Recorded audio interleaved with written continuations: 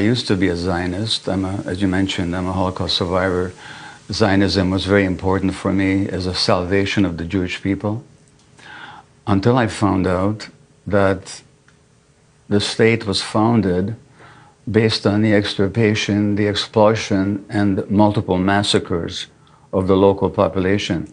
And that's not historically controversial. So I'm taking a longer view of this. And I'm saying that the present situation cannot be understood without looking at the historical context, and nor can we move forward if the present occupation and the suppression of the Palestinians continue.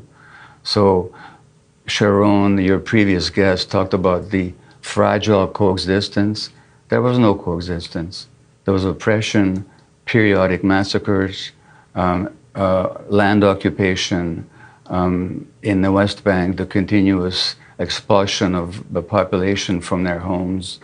I visited the occupied territories 3 times now. The first time, back during the first Intifada, Piers, I cried every day for 2 weeks at what I saw. So this cannot go on. And I saw the news about the Elgin marbles being returned, and how you changed your mind about that.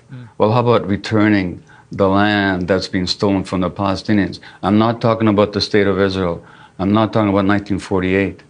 I'm talking about since 67 and what's going on right now.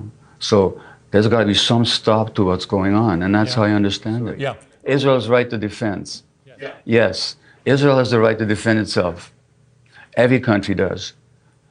But Israel has no right to impose an occupation on people. Now look, I was born in Hungary. In 1956, when I was 13, studying for Bar Mitzvah, there was the Great Hungarian Revolution against Soviet occupation.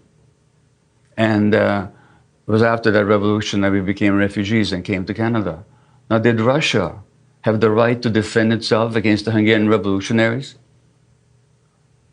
You know, so, and mostly when we talk about Israel's right of defense, we're taking isolated Palestinian actions, but we're not saying that this population also has the right to defend against the occupation. I'm not justifying the terrible events of October the 7th. I'm talking in the absence of historical awareness. It all just looks like Israel defending itself. But against whom?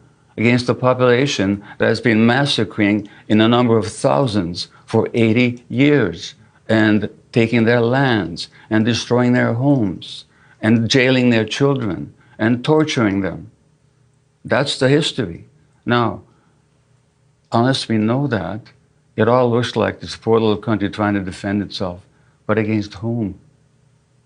Against people it's been occupying and displacing for 80 years. That's the history, as Israeli historians have shown. I don't make this stuff up. I wish it wasn't true. I wish I could believe in the dream of the Jewish state. I love that dream. Except I found out at what price, at what nightmare that imposed on the Palestinians.